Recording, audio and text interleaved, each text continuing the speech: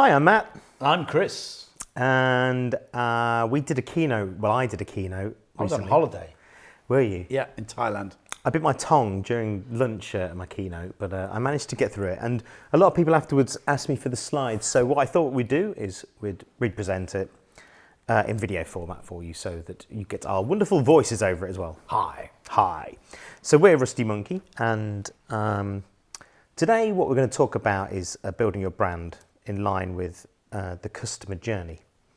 So when we look at branding here at Rusty Monkey, we identify 5 levels of the brand really, and we put this in a handy little pyramid. Yes, and the first level is logo. Everyone starts a business and says, I need a logo. That's how my brand is going to sit. Yep, it's the easiest thing to get right, and well, it's not the easiest thing to get right, it's the most common thing for everybody to have. They start with a logo and they build from there. There are good logos, there are bad logos, but your logo is not your brand. Your logo is just the small device that people use to remember you by. It's just level 1.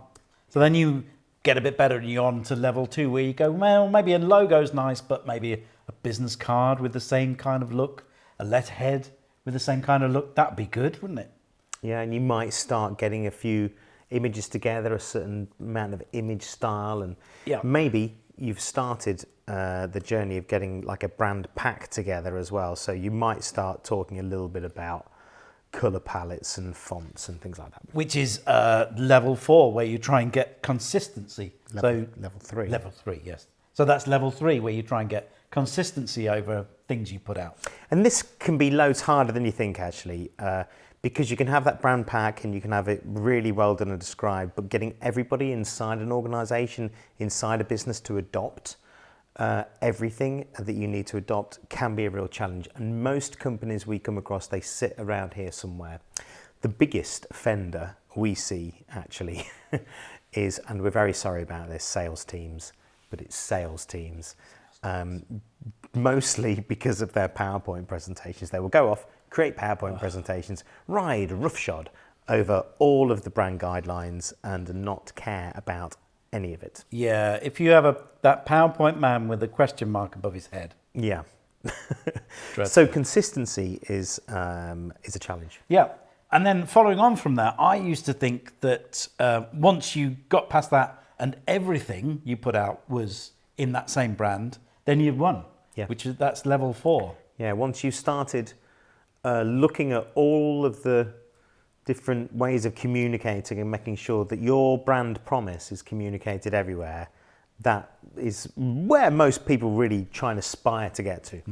And level 5 flips that on its head, because really your brand is only what gets into people's heads. So you could get millions of different brands depending on what touch points they've been through your business. Yeah, so everyone you deal with will have some opinion about what you're promising them, and they will be the people who will talk about your brand. And what you want to do is make sure that everyone that talks about your company talks about it in a certain way that represents your brand. And that's when you win. That's when you get the brand ambassadors, and that's when you get really great reviews, and that's when you get a great brand and reputation.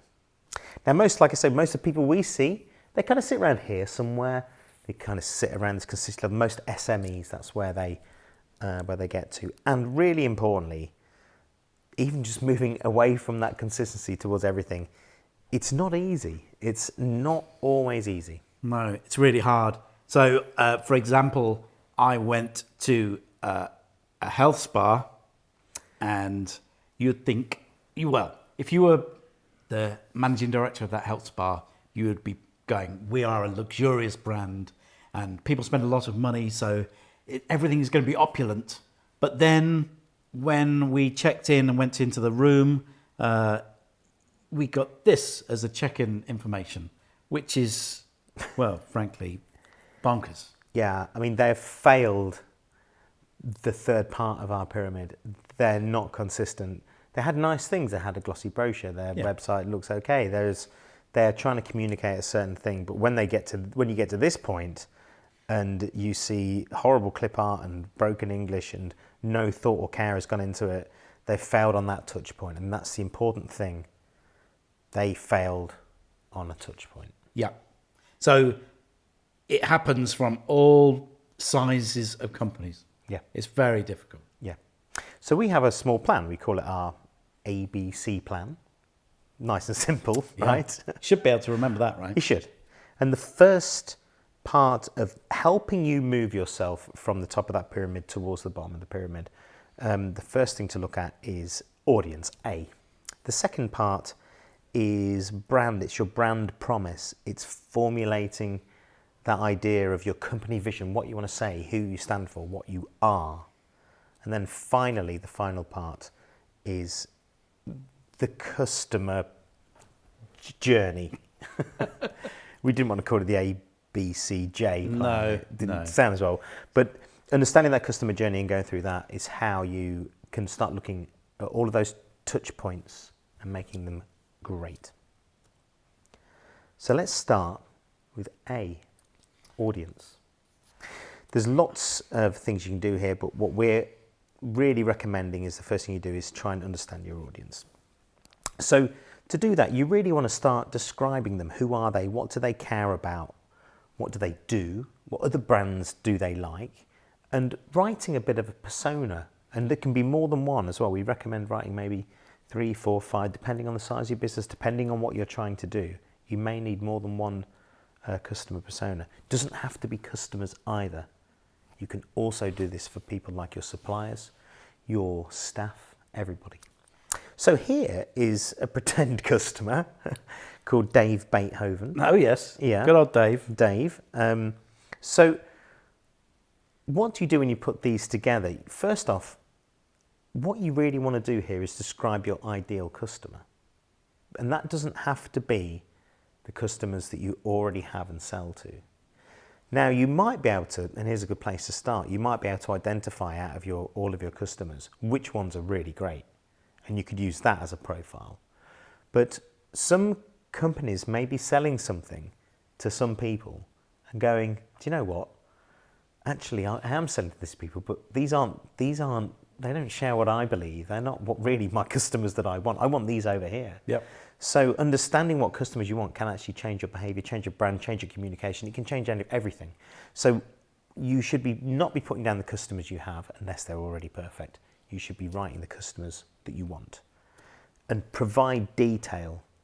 Make sure, the more detail you go into about them, the more you're going to understand them and the more you're going to be able to communicate to them. And we actually like to suggest that you make them human. Go on a stock photography site, get a face, give them a name so that you can relate to them. Yeah. Otherwise, they're just a statistic. And when you're working around the office, you can say, would Dave Beethoven like this? Yeah. You know, and people would know exactly who that is straight away. Yeah, they'll picture him and they'll be able to see whether or not it's going to appeal to him. So that's the first part, really, is getting that right. So let's talk about Dave a little bit here. So we know that Dave cares about reaching his goals. It's one of the things that drives him. He's into marketing. He runs a marketing department. He cares about meeting his goals. And I can't read that next one because it's so small. Oh, he doesn't want to be sold to. Oh, yes. So there's a few things there, but let's just take those two little things that he wants to try and hit his goals. It's what drives him at work, and he does not like being sold to. So companies across the world who are going to try and sell Dave Beethoven some consultancy or something, they might say something like this. Hey, our company's got the best consultants, use us. We're just awesome. Dave is not going to like that. For a start, it says absolutely nothing to help him with his problems, with what he's trying to do. And he's being sold to. This company's talking about themselves, saying, look at me, look at what we are. So there are better ways of doing it. There are better ways of communicating to Dave. And when you start exploring those, asking questions of them or giving them content, that's when you're going to be able to connect better with Dave. So saying to him, hey, are you looking for a partner who can help reach your goals? You're straight away saying, look, are you looking for someone like us? Do you want some help? Here, check out 3 tips to help you hit your goals. Or here's some free software to organise your your KPIs and to help you hit your goals, giving them things. And you're not selling them anything, you're just helping you, enabling them, you're giving them advice and tools. And that's going to resonate. Those sort of things will resonate loads better with Dave than trying to sell him anything. Yeah. Useful advice. So I think it's important to define what is a brand. Go on, Chris, I've done a lot of talking. Oh, yeah, fair enough. So a brand is the promise that you make to your customers, and it's how you're perceived, described, and identified. Yeah, it's really everything. It's every part of your company. So that brings us neatly on to brand, to your brand promise. So there's a great video by Simon Sinek. We're not going to go through it. We can't do it as well as Simon, so we're not going to try. But in principle, it's about communicating from this circle, from the inside out. So you start with your why message and you move towards your what message. Yeah, people don't buy what you do, they buy why you do it. Yeah. So they can join your tribe and follow you on that journey and be evangelists for your products. So, for example, Apple, people really go out their way to be ambassadors for that brand. Yeah. So if you haven't seen the Simon Sinek video, pause, go check it out, come back. So here's a pretend company. I've made it up. It's called Red Dead Shoes. Nothing to do with a video game here or anything. To use its full name, it's called Dead Red Shoes, a pretend company. Good. So I'm going to create for this company. They make shoes, basically. That's what they do. But we're going to explore this, how I might choose to communicate. So we've created this persona, this guy called Luke. Luke values his independence. He values his individuality. He's maybe a vegan or a freegan or has some ethical dietary lifestyle stuff. He cares about the environment and he's into his music. So when we talk to Luke, we might want to say something like, at Dead Red Shoes, we believe in the power of each individual to make a difference.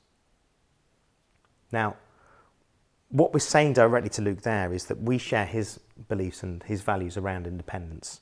You could even go really far with this. You could say, look, actually, here are all the individuals in our company, and here's what they stand for. Each individual could be part of a range of shoes. They could tell their own story. You could even have every shoe tell its own story. Every shoe we make tells a story, makes a statement, and supports a cause. So this is our what, this is our how here. We're saying, look, we believe in the power of individuality.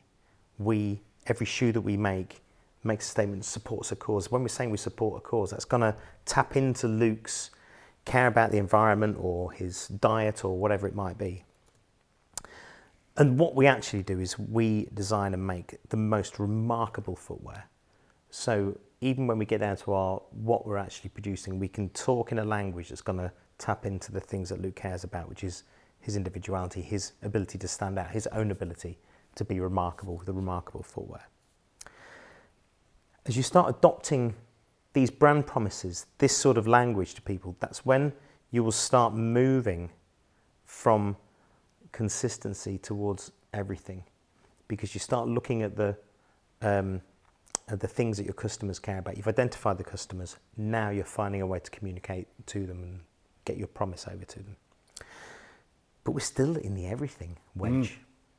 We're getting there, though. We're getting there. So this is where customer journey comes in, and this is how you can move your branding towards being that in that everyone level. So customer journey, look, this is a big thing. We've tried to get this slide in. Obviously, it's going to look a bit small in this video. Look, we've got, if you check out our other vlogs, you'll be able to download some of this content over here. But we're going to storm through it now fairly quickly. So there's a point in time when nobody knows who you are. And that is this first wedge here, if you like, the first part of this customer journey, and it's called first exposure. So when you start looking at building a customer journey, what you're really trying to do is look at all of the stages that customer will travel with you on, and trying to find the things that they are feeling, what they're thinking, what they're doing at the time, and what touch points you can use to influence them and help make their experience more remarkable. Yeah, so for example, in the first exposure line, we've got things like the touch points would be like word of mouth. So someone tells you that a company exists, or you've actually looked at a product when you're on holiday or something, you felt something, or you've seen an advert on the side of a bus. Yeah. There's so many different tiny touch points, aren't there, when you first see a brand? Yeah. It could be in a magazine, it could be at a trade show, it could be at a friend's house. There's just so many ways that you can be exposed to a brand. And what you want as a business is you want that first brand exposure to be a positive one, as positive as you can make it. Yeah. And it may well not even be any time when you're going to buy a product. It could be years before you actually go into the next phase. And understanding things about what people are thinking when they're first exposed to a brand or any part of the journey here. So what are they actually thinking when they're first exposed to it? Are they thinking, wow, this looks like a cool company? Or are they thinking, wow, these share my beliefs? Or are they thinking, well, I like their stuff, but their politics is horrible, So what's going through their heads? Is it a positive or negative feeling? And what touch points can you improve and make them better? And the doing part of it is a really interesting one. And I'll get to a good doing example as we get to the end, actually, because we've got a little story to tell there. So the next stage, and this customer journey we've done here, this is just for a company that shifts kitchen appliances. So your customer journey may be totally different depending on how it is. So it's a fairly typical one that we've put together here. So the second stage most people go to after that first exposure is research. Yes, so you're actively looking at products, you're comparing which brands you want to go for. So you could be searching the web, looking at reviews, all those kind of things. So typical touch points here are a lot of online stuff. So you want to make sure your reviews are looking really good. Maybe when they're researching and they go to your website, they're going to be asking a lot of questions, and there's some really good studies out there that show if you make your, e-commerce page, for instance, answer most of the questions they're asking, you'll get better conversion, you'll get better buy-in, you'll get better understanding. So understanding how they're feeling inquisitive, they're feeling excited at this point in time, knowing what they're feeling, knowing what they're doing, and knowing whether it's a positive or negative thing will help you get those touch points more effective. And hopefully they'll move along into the purchasing phase. Yeah, and that's when they start choosing the detail, isn't it? They're going, right, what colour do I want? They've already made their mind up. So is that a good experience for them when they're actually purchasing the product from you? Yeah. What are the touch points? Are they buying on the phone? Are they buying online? Are they doing a mail order catalogue? How is that process handled? Do they put in an order and just get an invoice straight away, an impersonal kind of thing? There's lots of different tiny touch points that could make that more remarkable. Yeah, and once people have bought things, especially big ticket items, the feeling tends to go down slightly. So people go, well, should I have really spent this thousands of pounds on this computer or car? Is it going to live up to the hype that they've given me early on in the journey? So you can have a touch point where you address those concerns directly. Yeah, and we know there's post-purchase remorse. It's a thing most people suffer from. So you can see at the top here with that happiness curve, it's dipped below our line here. So most people may be feeling a bit apprehensive. Most companies are great at the first 3 bits because that's what you're designed to do. You're marketing to get the sale. And then when people start doing this customer journey stuff, this is where they see how they can really make massive improvements. So after the post-purchase, what can you do? Can you do loads of reassuring stuff? Sometimes, again, they're now waiting for delivery. So what's that experience like for them? Are they waiting ages? Has it been delivered on time? What is it like when it is delivered? What is the packaging like when they unpack it? All of those kind of touch points are things that you could focus on and understand, again, how they're feeling, what they're doing at the time. Now, when we go through these customer journeys, there's a lot to take on. Most people start switching off a little bit at this point. So these next two, look, we're just going to combine. Not everybody has an installation part of their journey, but I put it in to tell this one little story that is the value of really sitting down and thinking about what your customer might be doing at a specific point. So we did a workshop for a company who they sell and install sometimes artificial grass. Oh, yeah. Now, we ask them at this point, so when the customer gets the grass, they're all right, they're happy, it's all been enrolled, it's all great. What happens, what's the customer doing when the grass is being installed? And they kind of sat there and scratched their heads a little bit and they went, well, they're making tea and biscuits for the installer, aren't they? Then they went, oh, why don't we, for certain orders, do a little package that gives some free tea and biscuits away for the... I mean, whether they adopted that or not, the value is understanding what the customer is doing at that point in time. And if all the other artificial grass companies aren't doing that, and this one is, then they get this great, look at this thoughtful thing, it really connects. Yeah, it's just making every touch point remarkable. Not amazing, just that it can be remarked upon in a good light. And these can be very small, Yeah. inexpensive things that you can do that can make a huge difference. When you adopt this, when you look through that whole customer journey and you focus on improving those points of pain or making these other points of happiness even more remarkable, that's when you will start moving from everything to everyone. So just to sum up, we're just going to go back to Luke, who he's gone on this customer journey. He's already bought into the idea of buying these shoes because we've spoken to him in a way that really means something. But we don't have to stop there. So his new boots have arrived. And there's lots of things you could do here at this point. You could just send him the boots. He's already happy. But if you do something that's a bit more remarkable, then maybe he'll go away and become that brand ambassador, become the everyone in the pyramid.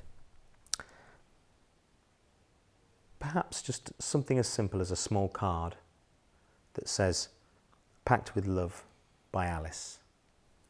Alice is an individual who Luke can relate to. He loves individuals. Maybe you could go a little bit further and you could have a little QR code that's on there, that's like a mixtape. He loves music. That's going to resonate with him. He may hate all the songs, but he'll remark upon it. Yeah. And he feels connected to Alice, who's packed his shoes. And something else about the boots that he's bought. These are vegan friendly. £3 has gone towards a tree building project. All the things that Luke cares about. Without understanding your customer and without going through the steps we've described, this wouldn't exist. Or you'd be talking blind. You'd be making stuff that may not resonate with anybody.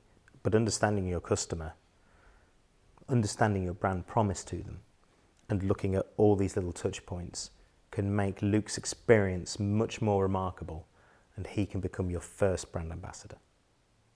And that was us. Yeah, there we go. I hope you enjoyed that. There are many more videos that we've done. Yeah. Many more vlogs. You could subscribe to them here if you want. And this is what YouTube thinks you should watch next. And if you've enjoyed this, we found a video that we think is really relevant that follows on from this quite nicely. So thank you very much for watching. Appreciate your time. And we'll speak to you soon. Bye. See ya.